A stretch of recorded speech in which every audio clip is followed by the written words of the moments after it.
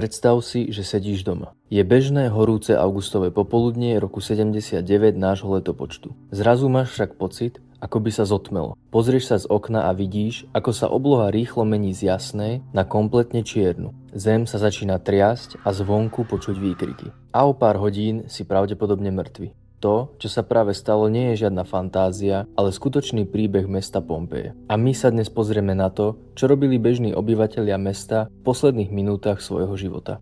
Pompeje boli mesto v strednom Taliansku. Pred známou katastrofou žilo v meste približne 15 000 ľudí. Luxusné budovy, obchody a kultúrny život naznačovali, ako veľmi sa tomuto mestu darilo. Avšak osudným sa mu stala jeho poloha, a to hneď pod sopkou Vezu. A vtedy nikto ani len netušil, že táto sopka je ako časovaná bomba. Prvé varovania, ktoré sopka obyvateľom mesta dala, boli 17 rokov pred katastrofou, a to v podobe silných zemetrasení. Niekoľko budov bolo poškodených alebo zničených, ale nikto to nebral až tak vážne, ako by mali, pretože menšie otrasy v meste boli bežné a skoro každý ich zažil aj niekoľkokrát za život. Ľudia si na to jednoducho zvykli a to bola ich najväčšia chyba. Neuposlúchli varovania sopky a mysleli si, že to opäť proste len prejde. 24.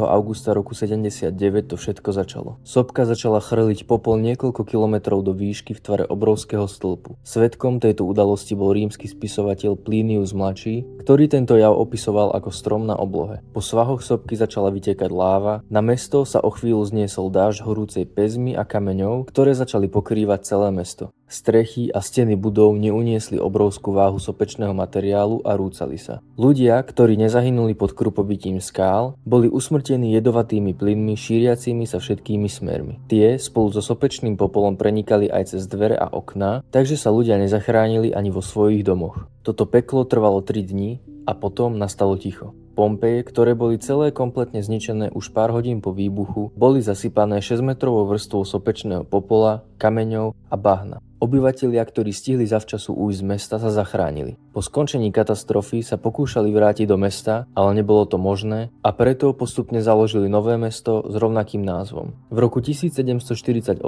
začali vtedajší archeológovia robiť vykopávky a skúmania. Ironicky sú dnes Pompeje jedným z najzachovalejších miest rímskej antiky, pretože sopečný materiál ich v podstate nezničil, on ich jednoducho povedané zakonzervoval. Najdesivejšie na histórii Pompeji nie je však samotná katastrofa a výbuch sopky, ale to, že ten osudný deň začal úplne normálne, tak ako dnešok, a sopka Vezu tam stále stojí.